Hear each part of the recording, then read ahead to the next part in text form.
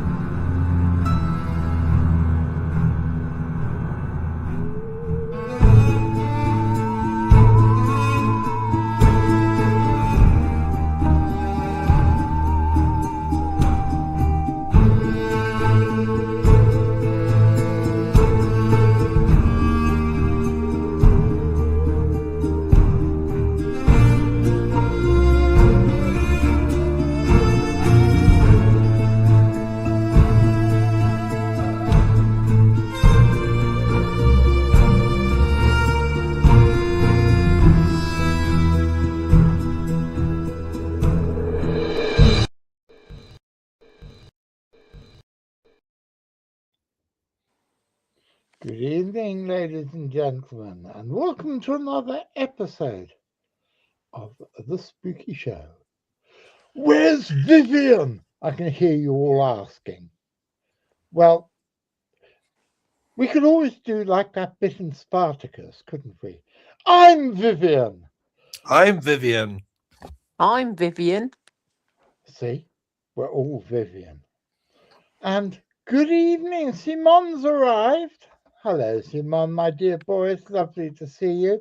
As it is, Vivian, poor girl, is not very well. So you've got us three instead. And what are we going to be talking about? I've got no idea, really. We're just going to make it up as we go along. So what's been happening to you in the last week or so, Lee? Anything jolly? No, not particularly. Went to the theatre, helped some people with I'm Vivian, so is my wife. So Nico. Right on, Nico. I was wondering who'd pick up on a Life of Brian joke. I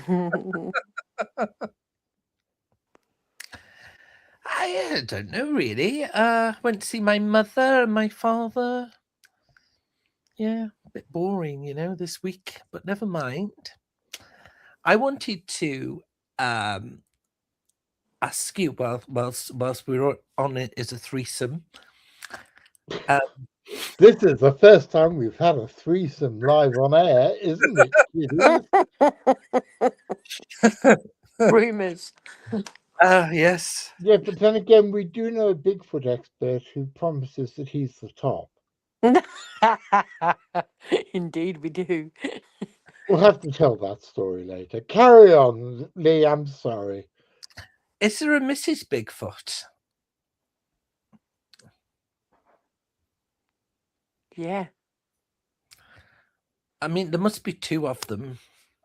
Well, well, if you look at the famous Bluff Creek film from 1967, the one with it running across the screen, that figure has great big tits. So, yes, I think there's enough evidence that if there is a Bigfoot, they are sexually dimorphic. See. Anyway, sorry, you were going to ask us. Is that the question you were going to ask? Well, I was just going to look up what sexually dimorphic meant, but I presume he means same as a snail. No, exactly the opposite to that. Sexually oh, for fuck's sake, you can't get the staff anymore, can you? Jesus Christ! No wonder the standard of the British chat show's gone downhill. Oh, thanks. Just we have, but luckily we have Isabel, so everything will be fine. I can keep the calm. Sexually dimorphic means when the two genders, male and female, and I'm not talking about all the other 37 different genders that people can be or claim to be. Like there was somebody I was seeing online the other day was claiming to be a two-spirit penguin, which I'm not quite sure what that means. But let's assume for the moment that there are two biological genders, and sexually dimorphic is when you can tell the difference between them just by looking at them. Ah, Humans are sexually dimorphic. Vive la différence, because you can tell most of the time the difference. You can tell the difference between a male and a female by looking at them. did you know that Doctor Who has a companion that's a penguin? You mentioned penguins. It's a talking penguin called Frobisher. What Mm. the now, I is didn't this know. just some sort of weird shit you've just made up, or is this true? No, look it up. Look it up. Doctor Who has a talk in the Big Finish audios. He has a talking penguin called Frobisher.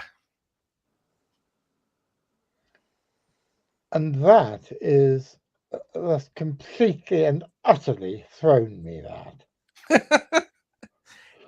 There we are. That's Frobisher. Oh, Oh, good God.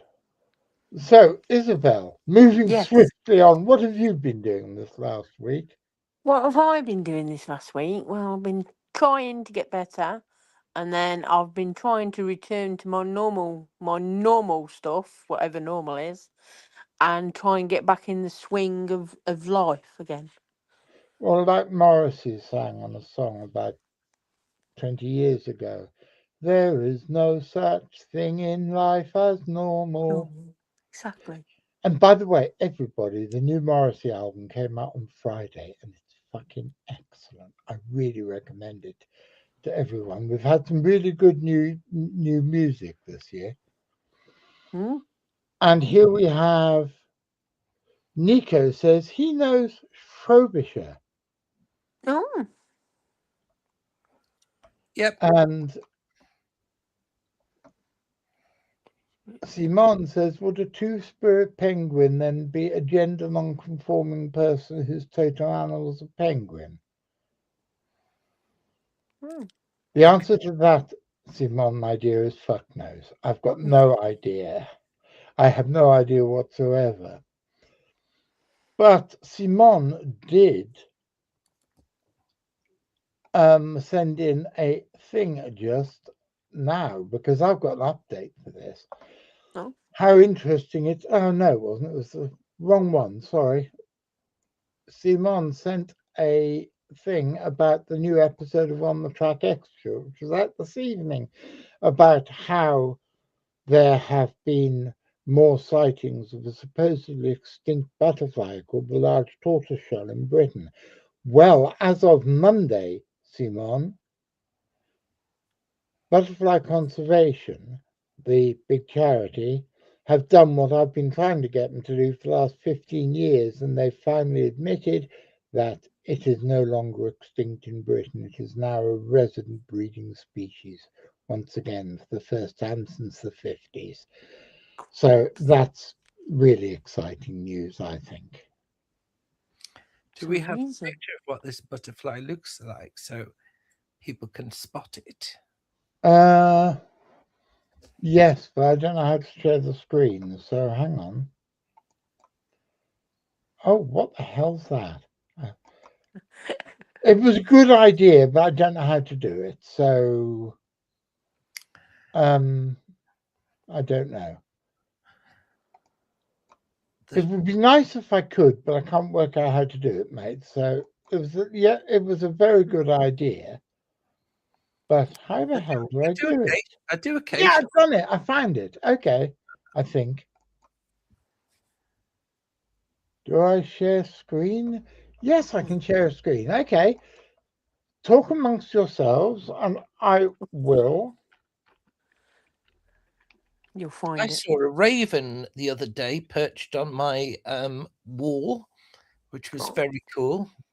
absolutely. I thought that was fascinating. I was really impressed with that picture you sent me. Absolutely bloody huge it was. Oh, they're bloody enormous. Everybody thinks that they're going to be the same sort of size as rooks or crows. They're not. They're much bigger. Well, I like magpies. I know a lot of people don't like them, but I like magpies, Yeah, and so do I think they're very pretty. I think they're kind of the penguin of the flighted bird world because the tuxedo look. But it's much bigger than a magpie. Mm-hmm. Much bigger, like huge. And So, that, Yeah. can you see that, everybody? oh Yeah. wow! Oh, Have I shared it? Yes, I have. That Yes. is a large tortoiseshell. It Oh. has never been very common in Britain, and it had, for various reasons, it had a big population collapse just before the First World War, and it was beginning to slowly get better again until along came Dutch elm disease in the Ah. 50s, oh, and that, and as their biggest what's the word? Their biggest food source was elms. And I'm trying to work out, how do I stop screen? Yes, there There. we go. Fantastic. I'm still finding my way around working out how to use this, but Ah. You're doing well. they hadn't been recognised as a breeding species in Britain since the 50s, and they were finally declared extinct about 20 years ago. And for the last 20 years, there have been reports that they've bred. There's even been photographs of the big, because they built their cattle as little big nests, big web nests in trees. And there's been film and photographs shown of these things. And this year, so far, there's been 65, as of Monday, there were 65 reports this year. And they finally decided, yes, they are indeed a breeding species, which is nice. How big are they? About the size of a large cabbage white. Wow. Okay. Well, they're not enormous, Fair, but fair that's, size. that's Yes. Yeah. which I think is really great news. Yeah. It is. It's actually I've got a friend called Piers who is a ecologist, and he'll be really pleased because he actually studies insects. He did his. He's got a PhD. He's got a doctorate, which he did studying dung beetles. Oh, that's cool. Yeah. He My went. mate, my he went mate Max, who's an adopted nephew of mine, he got his doctorate studying a type of close relative to the dung beetle, a thing called the rosy chafer. No, the noble chafer, which is a very rare species of beetle in southern England. Okay. Oh, that's cool. It's funny that we both know people who are doctors of insects. Yes. He actually did it about. I think it was a decomposition of dung, but it was very much used the what's it? I don't know what this is supposed to Okay, mean. what do you mean? Hang on, Lee. What the fuck do you mean by going decomposition of the what's it? I don't know.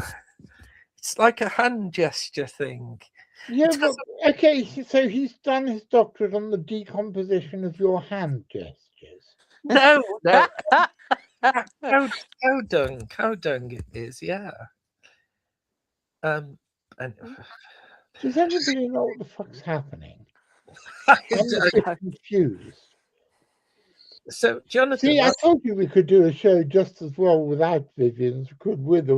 We've already within about 10 minutes, 14 minutes in, and we're talking as much convoluted bollocks as we usually do with dear Vivian. So now, order your thoughts, because I'm interested in this. He did his doctorate on the decomposition of cow dungs, I believe. I will ask him. Hold on.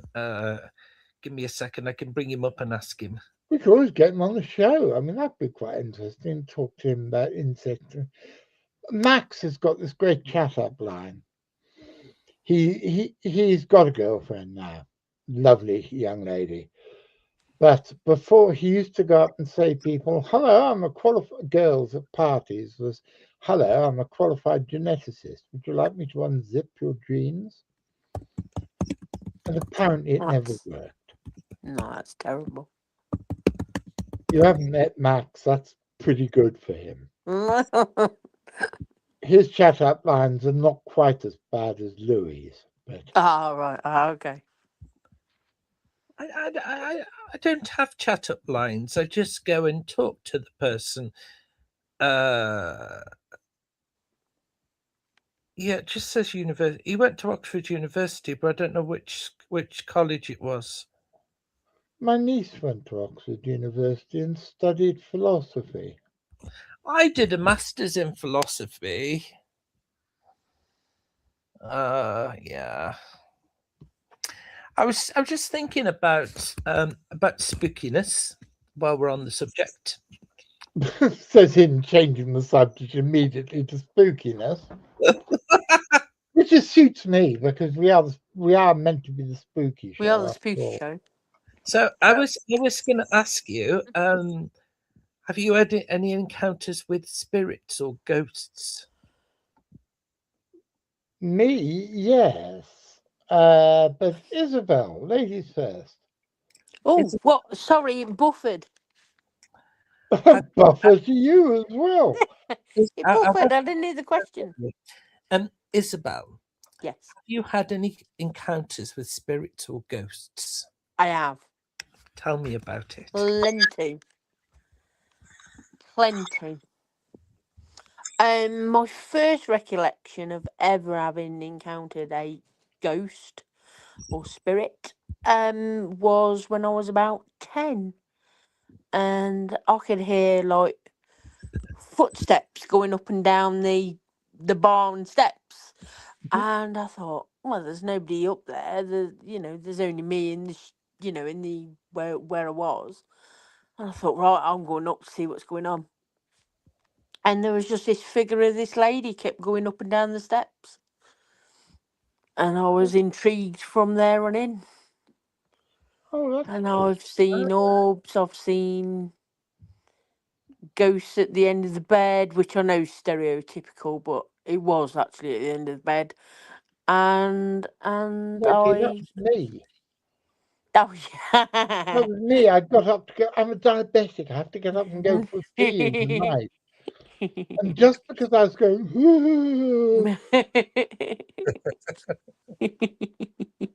But yeah, I have. And recently I've been seeing a lot of orbs, and they're like the visualization of spirit, and that they're meant to be there in that format, and then they'll turn into the fully formed ghost at some point.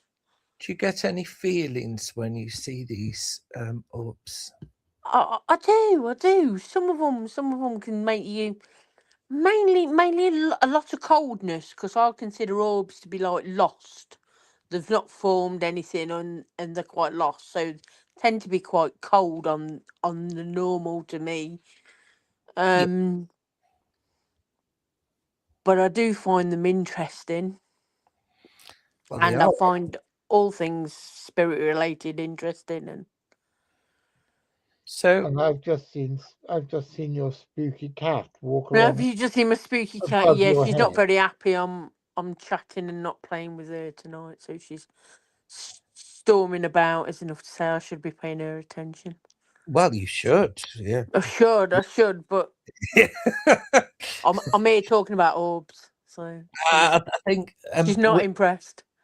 yeah, with cats that they have to be the ruler and master, don't they? Yes, and she's not getting her own way, so she's stomping about. Yeah, they Simon says, oh, hang on. Pardon? Simon says, Hmm? Interesting story about the orbs. Most skeptics view them as specks of dust caught on camera lenses, but some people do have weird encounters with them in person. Yeah, Yeah, I mean, absolutely. I've seen them in person. Mm. I think the orbs that people catch on digital cameras are nothing more than dust on camera lenses mostly. Mm. But I've seen them once or twice in person. I used to work in this old tumble down mental hospital. And yes, I know this sounds like a beginning of a episode of the Twilight Zone. But it was called St Mary's Hospital. It was in Axminster, and I was the senior nurse on nights. And there were only 3 staff in the hospital, and there were about 40 patients still. And I was pootling along. I did the rounds between the various wards just to speak to the people who were on duty on the other wards. And going along one of the corridors, I saw this absolutely enormous bloody glowing orb of light for Mm. 10 seconds and then it blinked out. I have no idea what it was. It wasn't trying to contact me or to give me a message. I think we were both just passing each other and at the same time in the same Mm. corridor. And Simon continues to say, Zelia Edgar of Just Another Tinfoil Hat fame is another 14 personality who has had weird numinous encounters with light orbs that clearly weren't dust specks. Yeah, I think the photographs of dust specks have done a big disservice. A lot of these people who think that they've photographed orbs, I think it's done a great disservice to the subject. I was at a UFO convention in Blackpool in oh shit 2001, 2002, I don't know, something like that. And I spent the afternoon asleep in my hotel room. I came down to the evening's lectures, and this woman came rushing up to me, gushing, and said, "Oh, I took a picture of you earlier. It shows what a spiritual person you are because you were surrounded by orbs." And I said, "No, my dear, it proves that I've got dandruff." And then the whole evening was being. No, I won't tell that next story. Oh, you Uh, Mhm. can't just start say something something Oh, you incredibly can't rude. like start. that. Come Okay, on. the evening was being curated by this Irish club comedian person, and when I came into the lecture theatre, I was limping on my walking stick and going in out. Normally he said, "Oh, hello, sir. What have you been doing all day?" And I said, "Masturbating and taking drugs." And it went completely silent. Yeah, I Well, told you I Just shouldn't have like said that. it. well, he did ask you, so it's his fault, really, isn't it? Of course. Always blame the Irish if you can.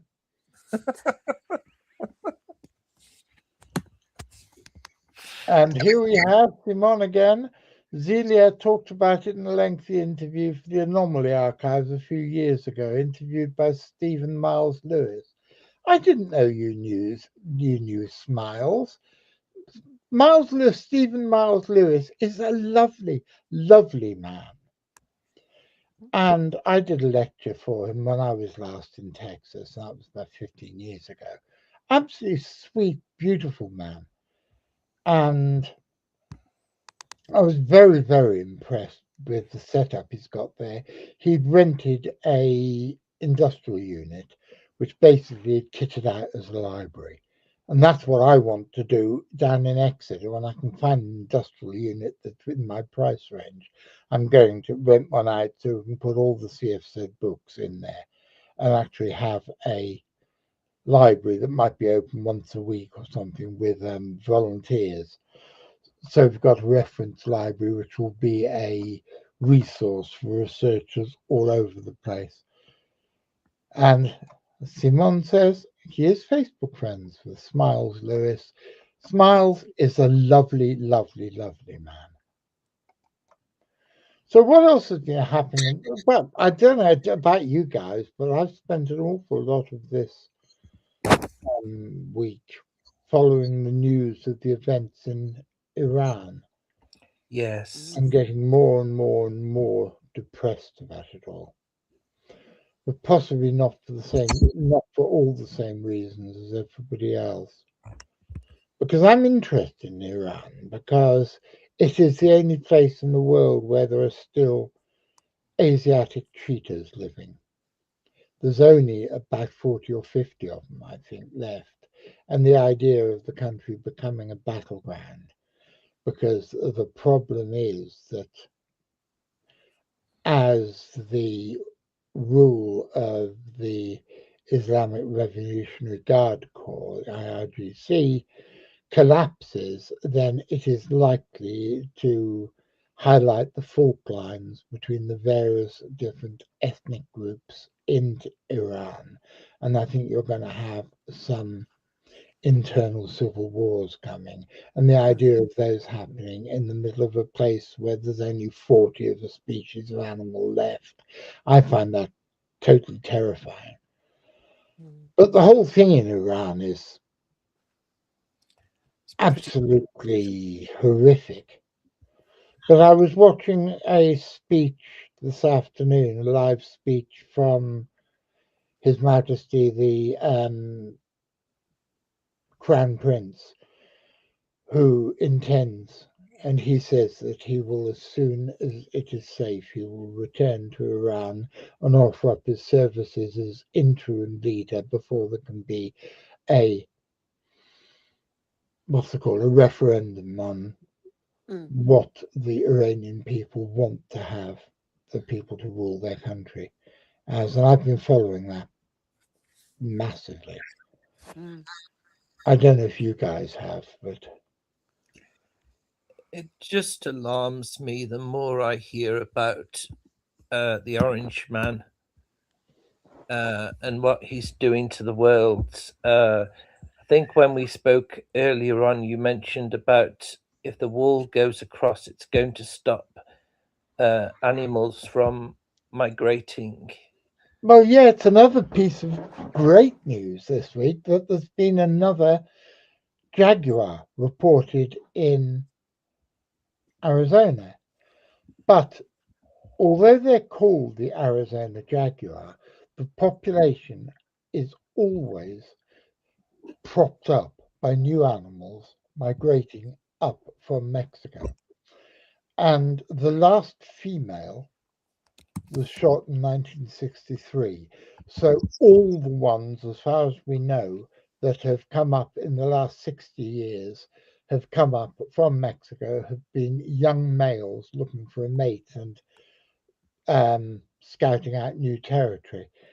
And if that bloody man's wall does come up, it's going to show the end of the Arizona jaguar, the end of the Arizona ocelots, and all sorts of other animals that will that regularly migrate up and cross the Rio Grande up into the southern part of the United States.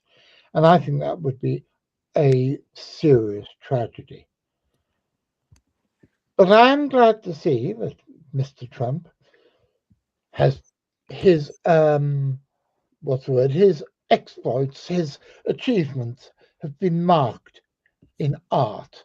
And Lee earlier showed me a piece of a statue that I believe is 12 or 14 feet tall in Washington that has been erected. And this, we don't know who the artist is, but it's been erected to commemorate Mr. Trump and his achievements. And there's him and Jeffrey Epstein recreating that famous scene from the movie Titanic, which I think it couldn't happen to a nicer pair of miscreants. I think it's a statue that's very worthy of the man. I think so. Absolutely. And he says, and the war might end up endangering the Asiatic cheeses in Iran even further. I think it's very likely that it will. And I've always been interested in the very occasional reports there have been lions. The last lion that we know was in Iran was shot in in the 1940s. I can't tell you the exact date, but I would recommend anybody look at a book called Wildcat Species of the World by Guggisberg, and in there it's got some fascinating stuff about how the final range of the Asiatic lion completely contracted over only a period of about 30 years. I mean, there were lions in Palestine up until the First World War, and there were lions in Iraq and Iran and Turkmenistan up until the 40s. And you occasionally have reports of them still.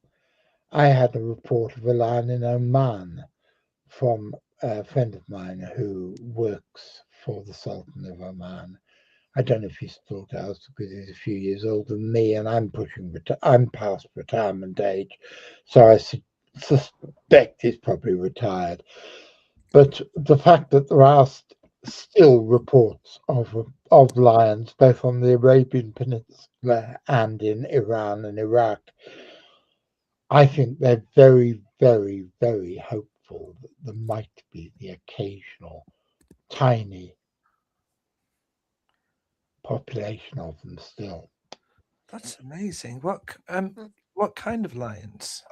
The Asiatic lion, because there's only one species of lion, that is Panthera leo, but there are a number of subspecies, including one which is Panthera leo persica, which used to live in a lot of the Near East and has been hunted to extinction in nearly everywhere. But it was interesting, I think, that in a recent book by two Indian, I can't remember their names, this is awful, but two Indian naturalists, they cast serious doubt on the population. What's supposed to be the only Asiatic lions left are in a forest called the Gir Forest in India. And a lot of people still believe that they are Asiatic lions. But these people, in a book called Exotic Aliens, actually put the kibosh on that. And it seems that even though there's probably Asiatic lion bloodlines still in there, a lot of the genome there is from the African lion, and that up until relatively recently, within easy historic times, a lot of lions were introduced to India were shipped to India from East Africa. Because I didn't know this until I read the book, a lot of the Maharajas used to have sort of the same sort of gladiatorial contests they had in Rome, with fierce warriors going out and killing captive lions in an arena. And a lot of them were imported from India, reported to India from Africa for this very purpose. And so, if there are any purebred Asiatic lions left, the best money is that they're going to be somewhere in the wildest parts of Iran, Afghanistan, Turkmenistan, or one of those countries. It's very unlikely, but the fact that you still get reports occasionally makes it something that I find enduringly fascinating. Yes, it is. Mm. I was just thinking to myself, it's a shame we don't have more Christians to feed them to.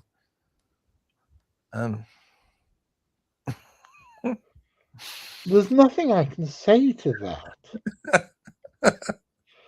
Because all this lot, when I did my philosophy degree, I did a little bit about religions, and the rise of right-wing Christianity in the USA, and the fact that this chap, what was his name, Billy Graham, was responsible for a lot of the thoughts that the presidents had all along the way, and it's become popular amongst the right in the States to do things like they've just overturned Roe v. Wade, the abortion law, so that a lot of people in America now can't get abortions, even if they were taken advantage of or whatever.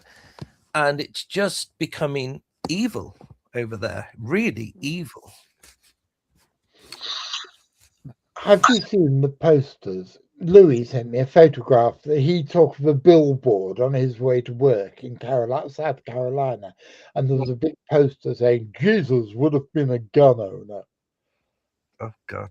And I just want, if I ever go to America, I'm going to go and vandalize as many of those posters as I can, because that, both as a Christian and as a human being, I find absolutely appallingly offensive.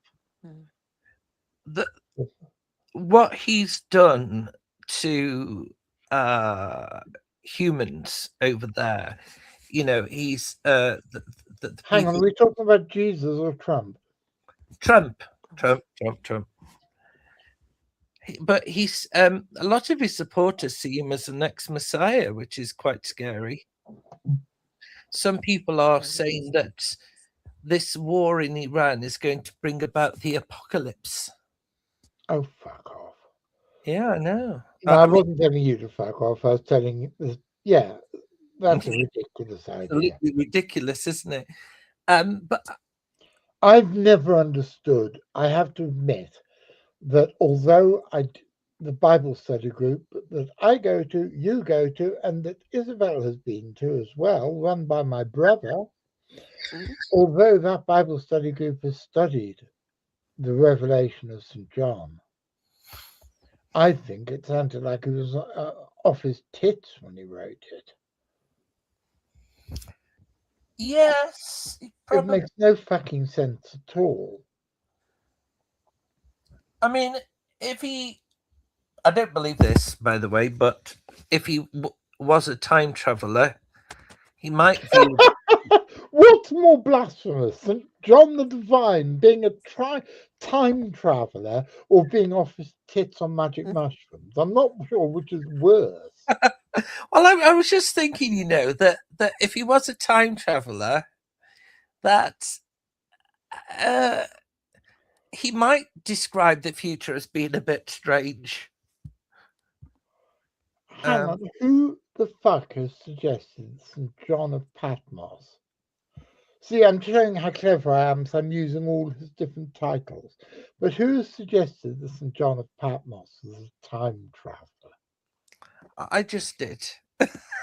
Oh, I thought this was some suggestion that some fucker, some other mad fucker had come up with. No, it was this mad fuckwit here that you're talking to. Oh, I only just come up with it though whilst we were talking. I never thought of it before. Yeah, so it's a brand new idea. You heard it first here, ladies and gentlemen.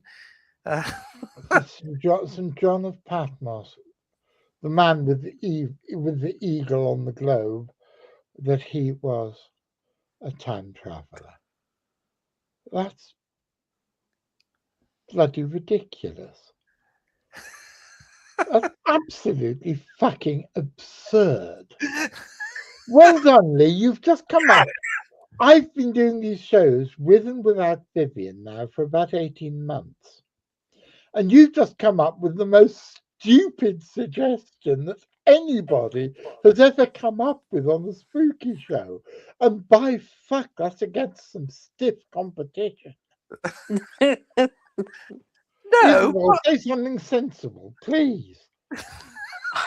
I don't know how to follow that up at all, apart from, who knew? Who knew? Who knew? Oh, God. My girlfriend's gone over to the dark side. Wasn't there a guy called Von Damican? Oh, he's just died as well. He Oh, was a complete tit.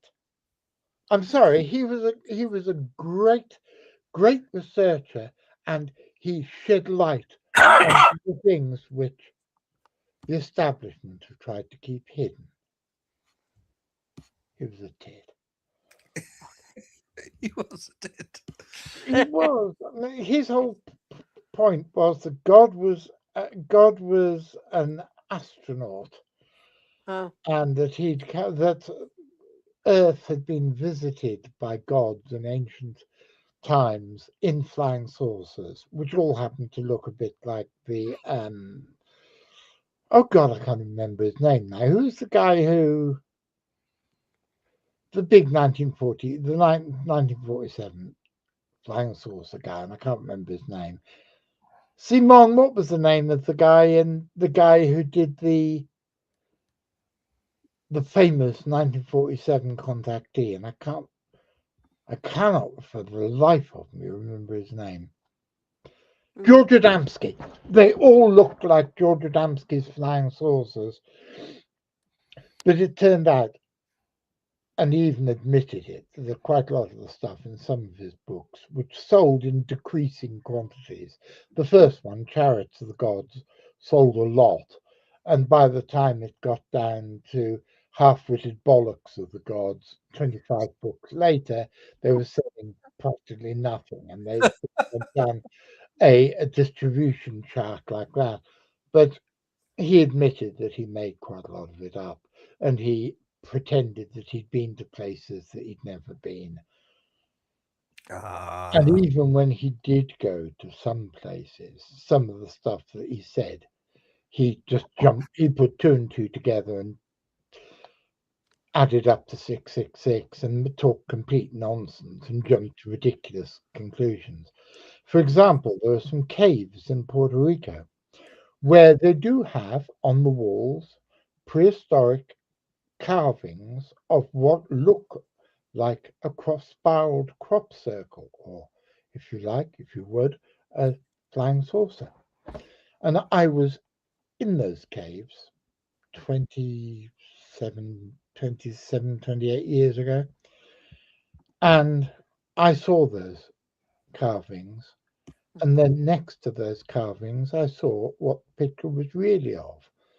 There's a large snail called Coracola, which is found both in and out of the caves in Puerto Rico, and they are edible.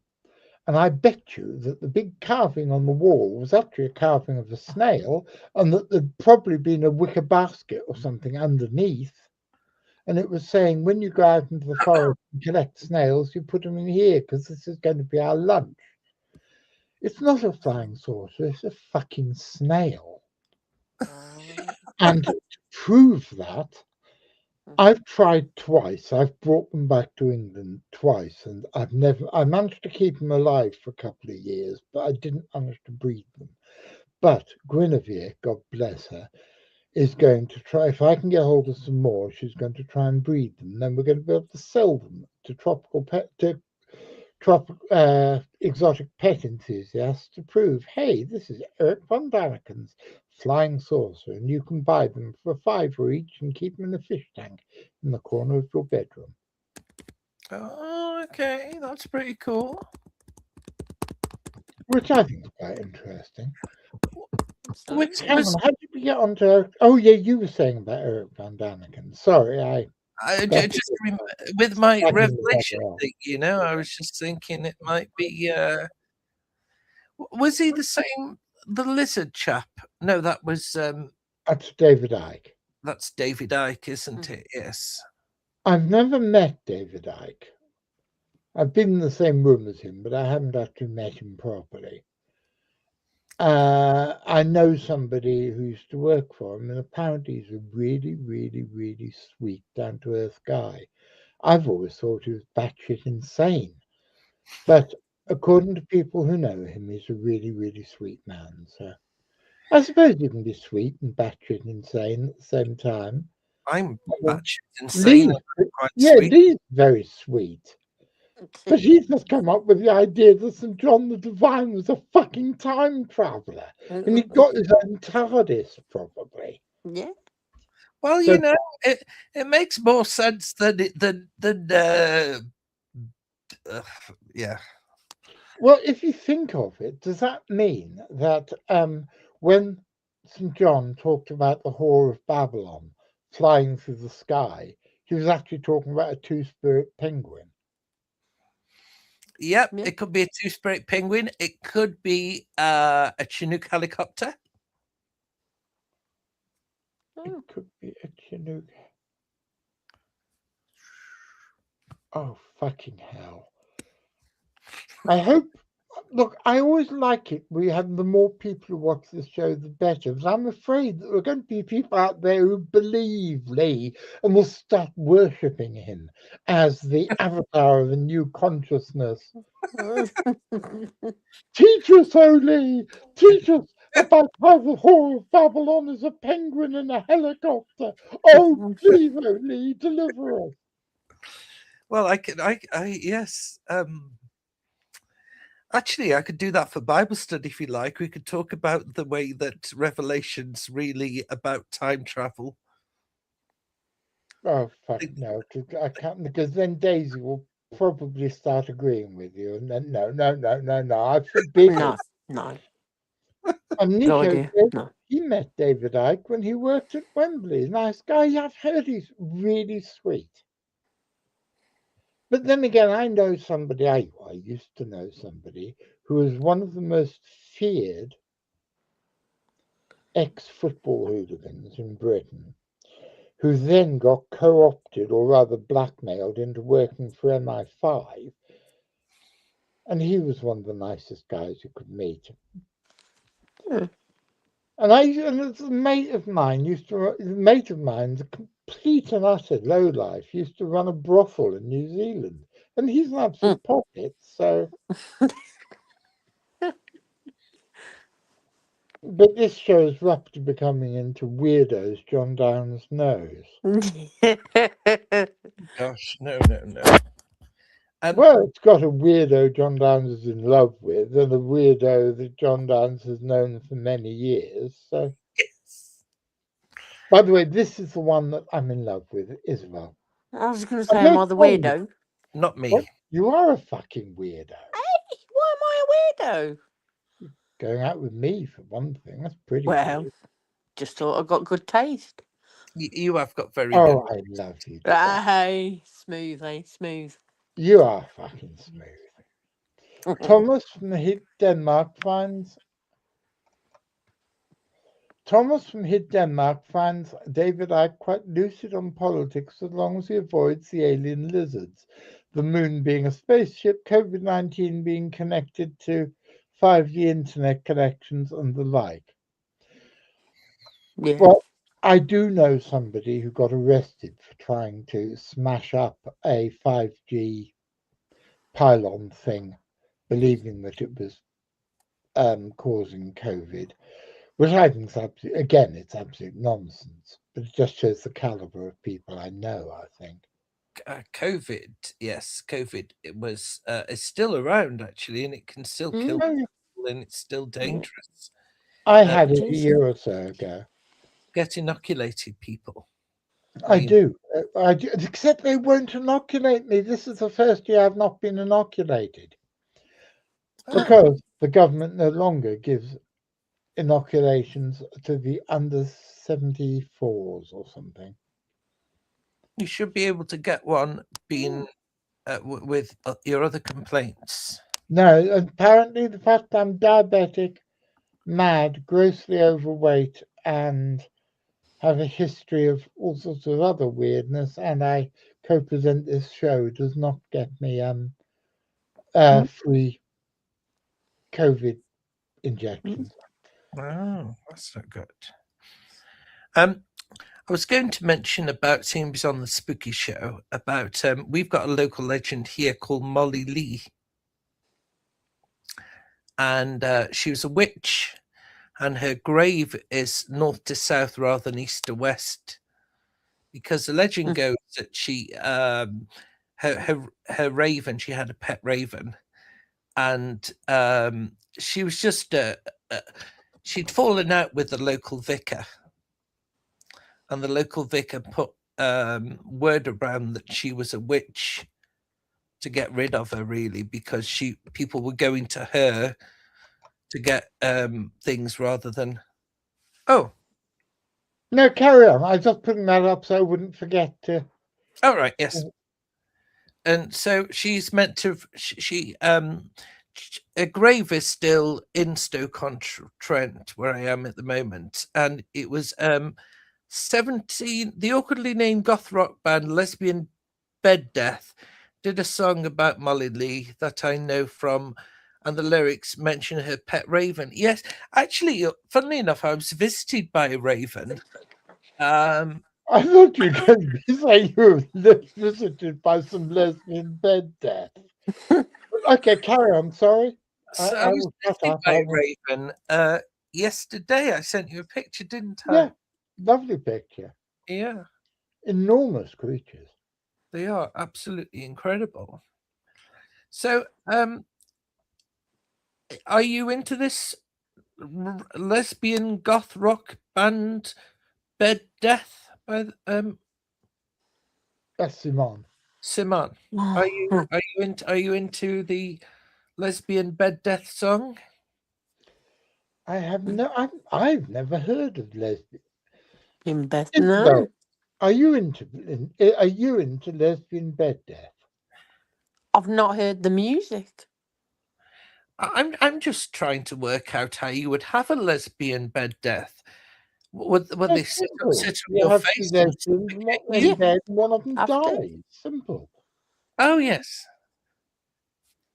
I think. I wonder if the lesbian part comes there. Yeah. Mm, Oh, interesting. don't know. Simon, are you there? I think we scared Simon away, or I have. No, I don't think so. Mm, I'm just waiting for Simone. Simone. But he just said also that outside the conspiracy theories, Ike just sounds like a typical 60s, 70s new left activist for talking politics. Yeah, he sounds like Jerry Rubin or one of them. Ah, the band name refers to an urban legend about lesbian couples losing their sex drive with age. Oh. You lose everything with age, I found. Fuck off, you're 16 years younger than me. Old. You're not No. old, you're 50. That's not fucking old. That's not old. That's not old. Me too. I'm 67 this year. Happy birthday. When's your birthday? August the 22nd, and I intend to carry on growing old disgracefully. You have to be disgraceful, don't you? Well, I do my Have to. best to be disgraceful. Exactly. So,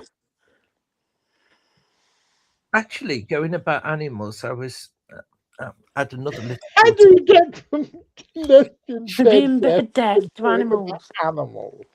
Well, the raven. We were talking about Oh the yeah, raven. okay, Raven. I get it. Yeah, It's all there. Woodley one. it all makes perfect sense, Lee. my boy. It does in my head anyway. But Terry Pratchett, he's got a character called Granny Weatherwax. Granny Weatherwax does a thing called borrowing. It's something that I've done in the past, and it's about you send your mind outwards. Hmm. And what she does is in the story, she sends her mind out to various creatures, and she sees the world through the eyes of those various creatures. Now, I don't know whether that's spooky or not, but it's certainly interesting. Absolutely. The idea that she in the story, she can blend her psyche with another psyche, and Yeah. she can, and also I was thinking about what you said about your orbs, Hmm. and I think that orbs are to do with fairies or fae rather than ghosts, in my opinion. Oh, okay. I could be wrong. I think some of them are lights, flashes on the camera, and bits of dust as well. Yeah. Not the ones that people actually see. But the ones that you see, I Mm. think there's a place called Threepwood near to me, which I believe has got fairies in it. I've sensed fairies quite a few times. I've never seen them. I have seen orbs, Yeah. and I do think that they are part of the fae. I don't know what Jonathan thinks or Izzy thinks. Well, it's certainly something to contemplate about because orbs are just a spirit. So if you feel that fairies are spirit like and that ghosts are obviously spirits, then obviously the orbs then could be related to both. It's just because I associated them to the ghosts I was seeing and see. I Yeah. no, I think that um, I don't know whether they're a cryptoid. No, they're not cryptids. Cryptids are flesh and blood animals. And whatever fairies are, they're not animals. They are something. I think Lee is a fairy. Hmm. Well, you might be right there.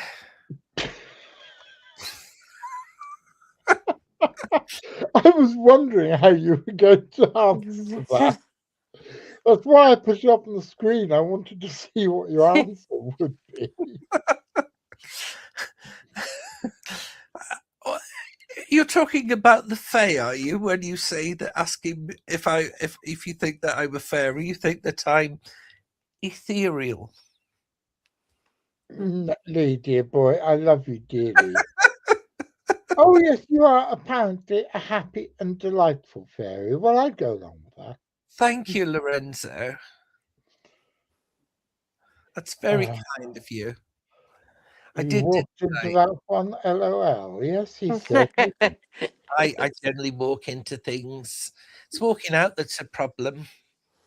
I used to find that about pubs.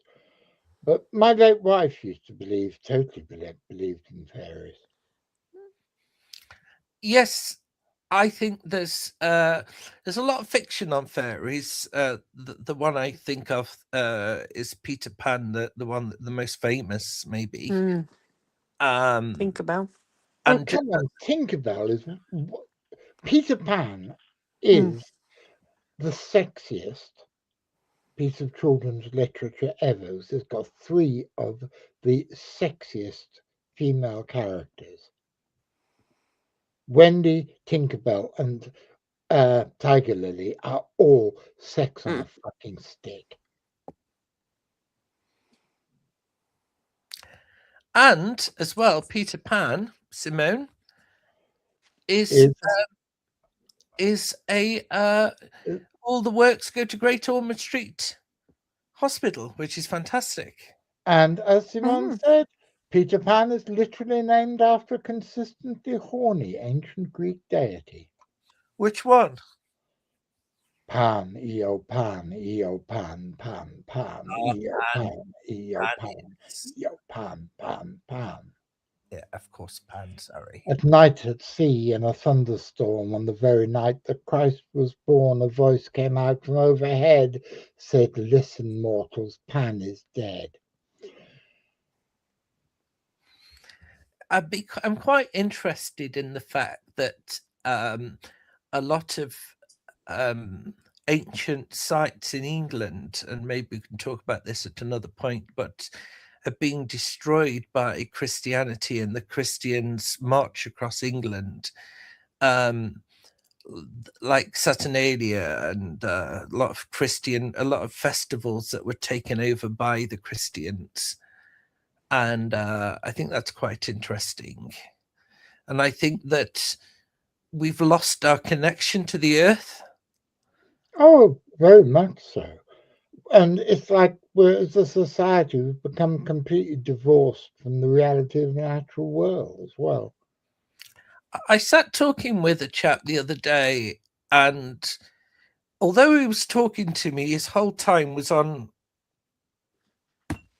the phone. So he was texting whilst chatting with me, and I think this is just become the norm. And I think it's quite sad. I think it's sad that libraries are closing down all over the place. People don't just read anymore. Libraries are closing down, but there are more and more vape shops Yeah, Hmm. It's sad, isn't it? and tattoo parlors. very. So, Vivian, wherever you are, we are all missing you. And hello. Yes, I hope you're going to watch this, Vivian, to show that we can see when we're all sober, we can actually present a show rather well. Have you ever read the books of In fact, this is questions to you as well, Simon. Have you ever read the books of Margaret Murray? Because she wrote a book called The Witch Cult in Ancient Europe, in which she basically said that the primordial religion of Europe was a worship of the mother goddess Diana and the father goddess god Pan, and that Pan and Diana were the two primordial gods of the Europeans. I haven't, no. I would. Most people these days think she talks shit. She used to think that she wrote this book that carried out. She wrote these three books: The God of the Witches, The Witch Cult in Ancient Europe, and The Divine King in England. And The Divine King in England suggested that regularly, every 100 years or so, a member of the royal family would be sacrificed to the ancient gods. And I always thought it was a fascinating idea. My mother told me about this, that for example, that she hypothesized that William Rufus, who was shot in a hunting accident in the New Forest, that's William II, in 1200, 1200 and something, was no 1100 and something, was one of his sacrifices. But I always thought it really was fairly bollocks until in 1997 a woman named after Diana, the Queen of the Chase, was killed on a ley line in weird circumstances on the last day of summer. Gosh. And if you think of the death of Princess Diana in those terms, fucking hell, Margaret, you were spot on. So I would recommend people read those books. They are very, very interesting. Can you type the name of the author? Is that possible so I can Uh, write it down? Margaret. Margaret Murray, Murray. Margaret. There are three books. I don't know if there's. I'm sure you can probably get them online for free because she's largely discredited by archaeologists now. But British Egyptologist and archaeologist. yeah, her. She's got a quite young. It's weird. She's got a young and an old face at the same time. I recommend that you read them because I think they're very, very interesting books, even if.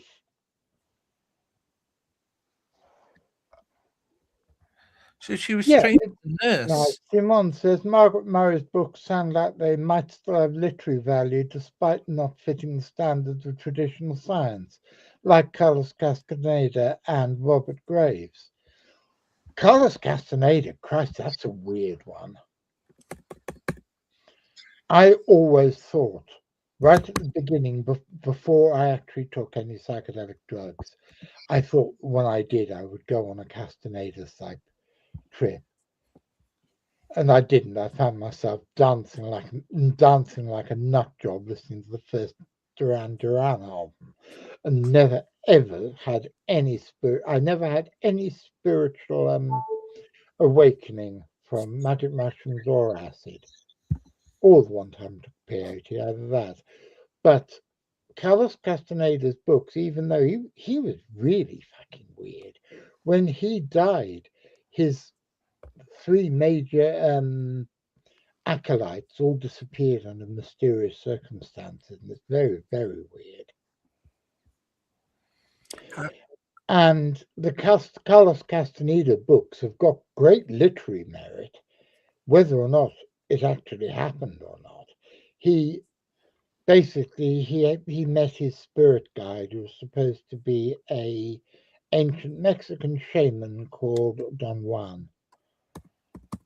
Don Juan, Yes, as that in only means Sir John. Juan is just Spanish for John. It doesn't necessarily mean it doesn't mean the novel of Don Juan the Great Lover or the album by. What the hell was that? somebody trying to ring me. Don't worry, I turned it off.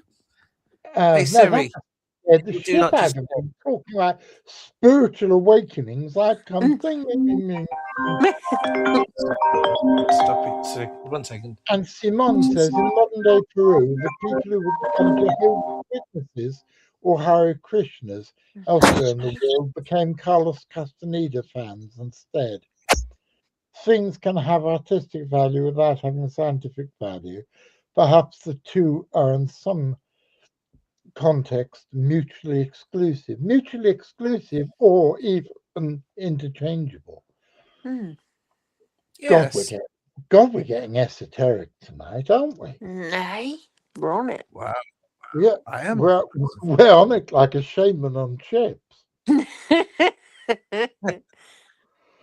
I know that fact about Castaneda's present day fan base from a Peruvian author named Salvatore Beteta, whose work I've translated for a Danish small press I work for. Well done. Fantastic. Oh, that's That's pretty brilliant. cool. That is really, really, really good, Simon. I'm very impressed. I'm It almost is. tempted to get you to translate them into English as well so we can put them out. Are they available in English? I'm just putting up Simon's last. This is very strange having a conversation both with you three and with Simon and others in the Yeah. general chat as well. It's very nice, isn't it? What I like about this show is we can go from from an Iranian critically endangered cat to Donald Trump to David Icke to Carlos Castaneda to Lee being a fairy and all these other things. We interchangeably just jump from one thing to another. Yes, please, Simon, I'd like that a lot.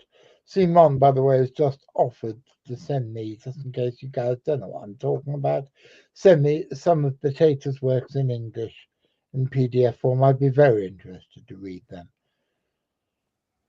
I'm an insanely voracious reader and I read all sorts of peculiar things. I've just finished reading the autobiography of James Brown, not the singer, the publisher who published Loaded and then various other magazines, bought up Fortune Times, and then ran a fanzine for Leeds United fans. And I'll send it. How can I do this? I think this is going to come up 3 times, probably.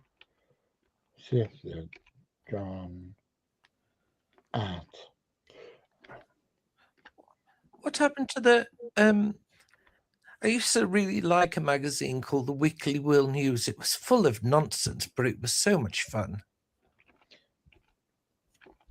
Yeah, it was complete bollocks, but it was fun, wasn't it? It was real fun, yes. And I mean, 20 years ago, you could expect Trump to appear in the Weekly World News as being somebody that that they might have made up, and now he's real. Of you. He's real. Yeah. Well, that's the thing I find interesting. Doc Shields once said to me that the idea of the world as being what people call normal is complete and utter bollocks. That the world is far weirder than anybody, not just than anybody imagines, but than anyone's prepared to admit. Because if you look around, the world doesn't make sense. That's why I put silly bits of surreal bollocks into on the track. It's because I'm trying to highlight the fact that the world doesn't make sense. It It's doesn't. not the safer Ah. three-dimensional place that everybody thinks it is. It's something completely and utterly wild, unexplored, and inexplicable, which I think is great. It is. We were before the show started, we were talking a little bit about Quentin Crisp, and he said that none of his friends talked to him about the weather. And That makes sense. Yeah, I think so. yeah, and none of my friends do either. And we need people. There's so many people. I was at the bus stop the other day, and I saw somebody who I used to work with, and she was visibly not looking very well. So I asked her how she was, and she started talking to me about the bloody weather. And so I walked away. So that's what I do. I just walked away because life's too short, isn't it? There's so much richness in the world that we live in, so much joy, so much, not joy, sadness, joy, a menagerie of different things that are happening in the world. And the world is weird. And that's what's great about it. Yeah, I agree totally. And so many people think that the world is safe and sensible, and bloody isn't. Now we've got, hang on a second, Lorenzo. Science doesn't know everything. There's many things to discover, e.g., fairies. Your profession fully supports that, John. Hang on, which of my professions? The only thing I'm qualified in is as a nurse, and I haven't practiced that in 40 years. Profession as cryptozoologist, profession as rock music archaeologist, or profession as general ne'er-do-belt, well, who hangs her out on podcasts talking bollocks, or all three, probably all three. And Simon says, in the Satanic Bible, Anton LaVey argued for magic, demons, angels, etc., just being part of the physical world science didn't understand yet. Well, I agree totally. But did you know Anton LaVey? You can see him on the inside of the gatefold sleeve of the Eagles Hotel California. It's supposed to show the inside of a hotel in California, and at the bottom of this big staircase, there's a shadowy figure, and that is Anton LaVey. And Lorenzo says, not the pole dancing, John. Sorry, secret's out. Can you imagine me fucking pole dancing? Isabel, can you imagine me pole dancing?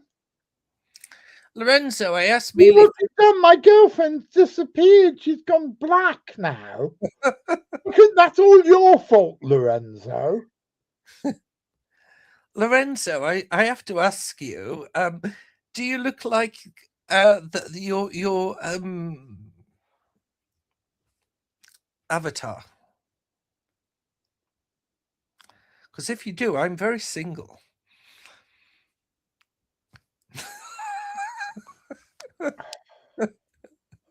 You're right, he is a fucking fairy. Teresa, hang on. What's happened? Where's Isabel gone? I don't know.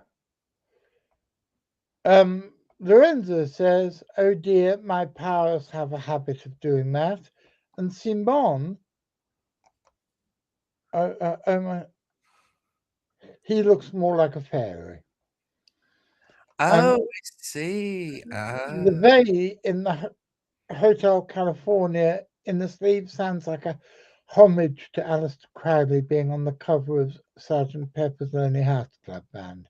Yes, a lot of people don't know that, but I've always thought it's rather cool that he's there. Is he on the? I didn't know that. Yeah, you can see Aleister Crowley, and for a brief time you could see Hitler as well, but he got removed.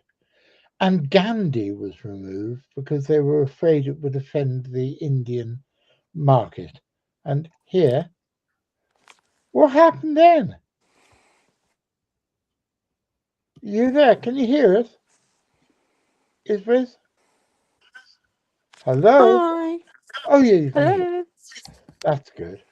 So you disappeared as soon as Lorenzo suggested I was a pole dancer. You went suddenly black and disappeared. I And know, I know. Well, it's that silly time, innit? You know how it is. yeah, I just saw suddenly, oh God, Lorenzo's managed to break up my relationship with my girlfriend because she thinks I'm a Pole pole dancing. dancer. So fuck off, Lorenzo. But no. I don't think Isabel would have minded if I was a pole dancer. No, I can come and chuck some dollars at you. Now Pole. that sounds like a good idea. Shall I erect a pole in the middle of the sitting room? And I'll Find have some to wear a music and posing pouch, and you'll have to, yeah. Okay, this is just getting particularly revolting thoughts now. Changing subjects.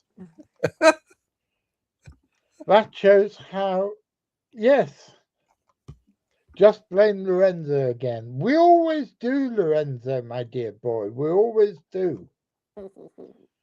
And Simone says that shows how mainstream accepted magic and occultism were in the 60s and 70s. Well, did you know that in 1972 there was a French pop singer called Richard Chanfray, and I'm sure I pronounced that wrong. Richard Chanfray, who claimed to be the Count de Saint, what's his name? The Count de Saint Germain. He claimed to be the Count de Saint Germain, and did a TV show, which it was on YouTube, and it isn't there anymore, in which he claimed to have transmuted lead to gold live on French TV. Oh. And that's a piece of interesting bollocks for you all. Okay. And Simon says you also saw mainstream science taking a surprising level of interest in Fortean disciplines like parapsychology, ufology, etc. back then as well. Well, Well, I think, yeah. I mean, the idea of science is to peer research, to research something and then prove it. Try to disprove the thing that they are testing, isn't it? I believe. Exactly. And it's to use experiments to prove or disprove hypotheses. That's what science is. And Yeah. that's what, when I say I am a scientist, I am a scientist because I use experimental techniques to try to prove or disprove hypotheses. It doesn't mean when I say I'm a scientist, I haven't got a degree in something clever. I don't own a white coat, and I do have a white jacket, but Isabel won't let me wear it. no. But why don't you like my white jacket? I think we've had this discussion. Yeah, but not live on television. Oh, okay. I don't know.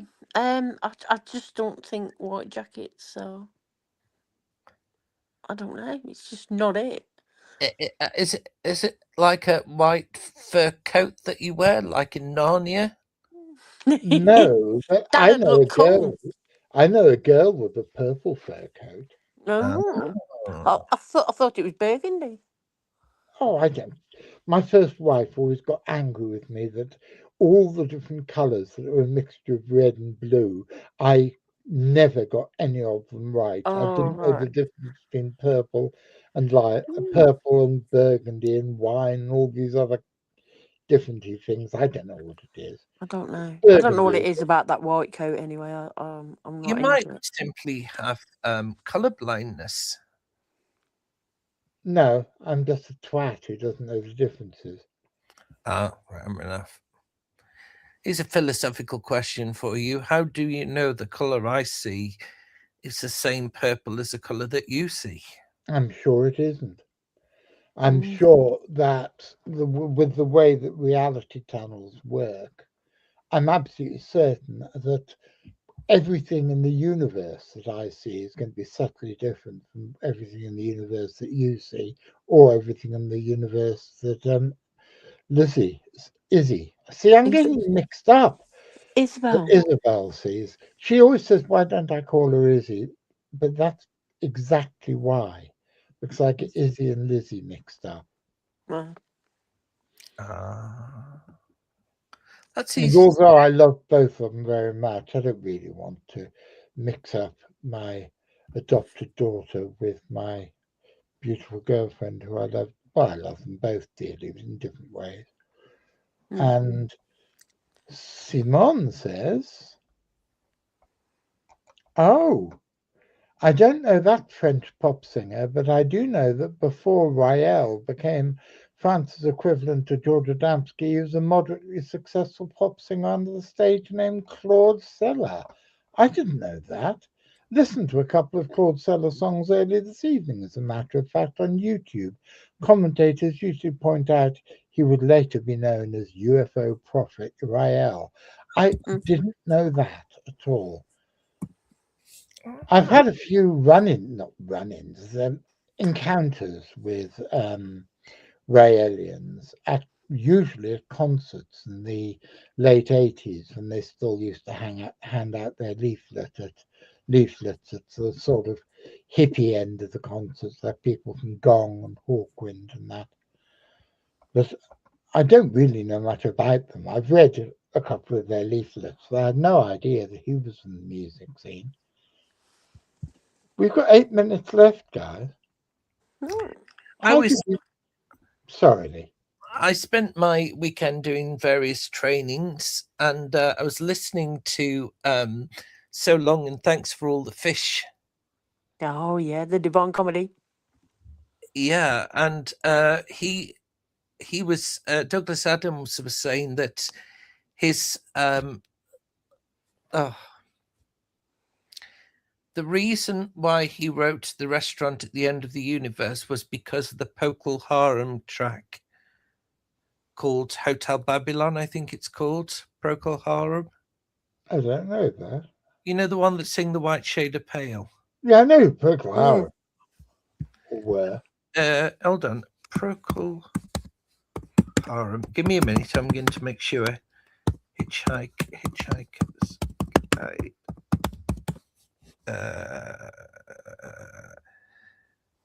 Uh, yes, Grand Hotel.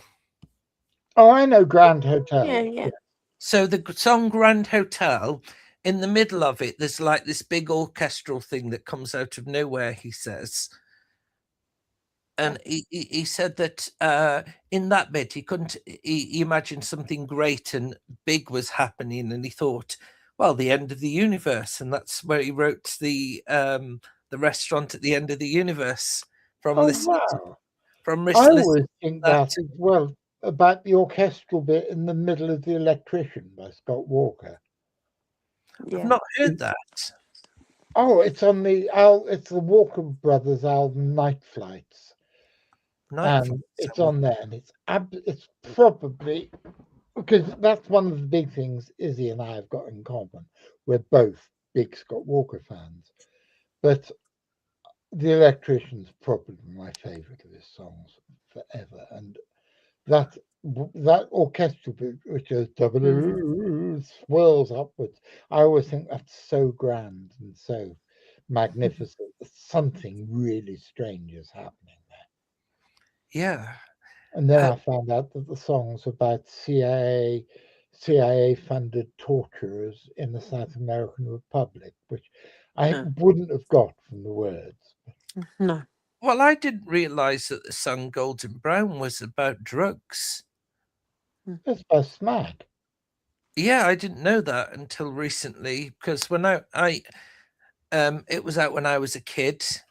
I really liked the harpsichord bit in it, dun dun dun dun dun dun dun. Yeah, And it's a very strange time signature. it is, isn't it? It's something odd like 16/9 or something. It's one of the weirdest time signatures that a hit single's ever been in because most hit singles are fall to the floor 1, 2, 3, 4, boom, boom, boom. And this one was one of the weirdest Mm. ones. Apparently, it alternates between 3/4 time and 4/4 time, but it also alternates between 13/8 and 13/4. Good God, I didn't know that. I'm just And looking. Simon says, I wouldn't be surprised if Rael was a huge fan of Magma.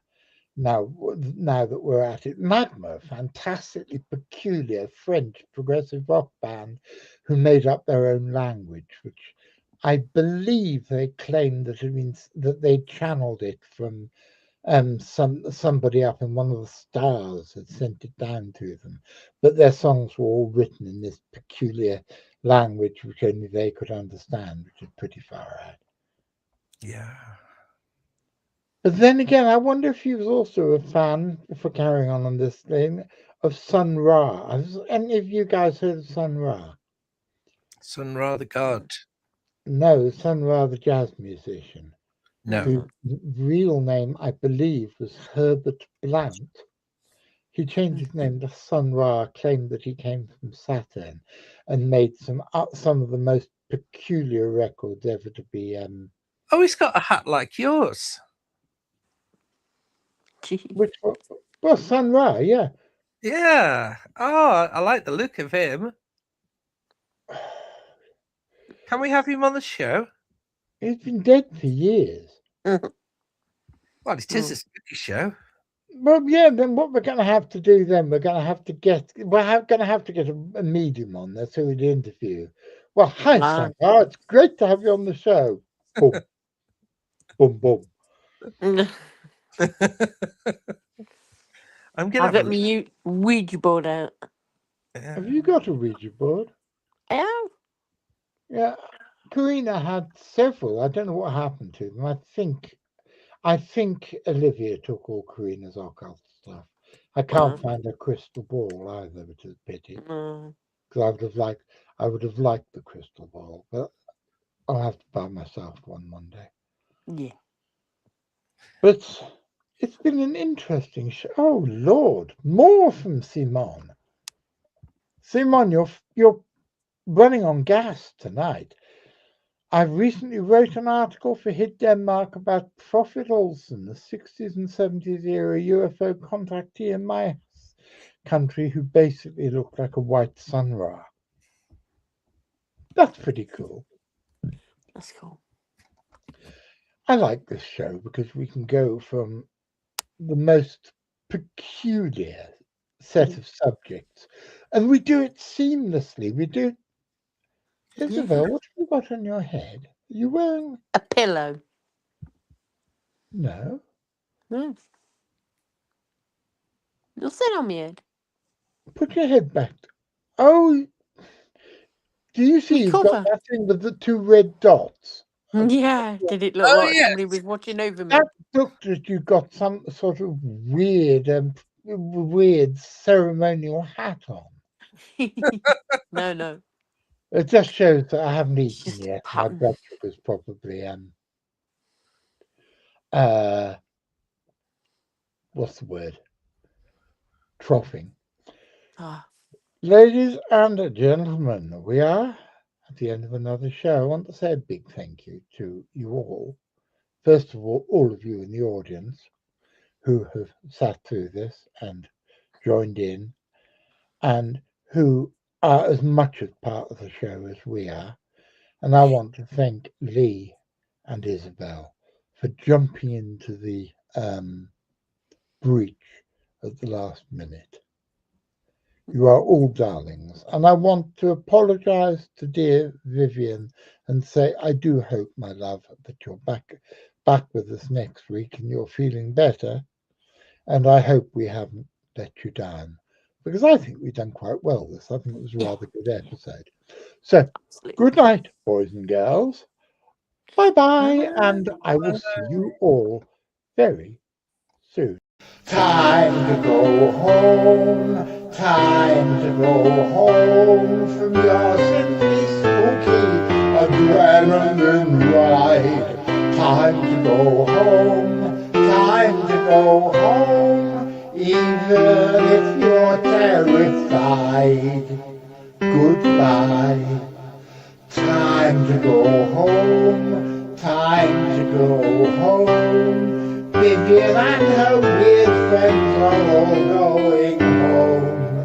Time to go home, time to go home. Vivian is waving goodbye, goodbye, goodbye.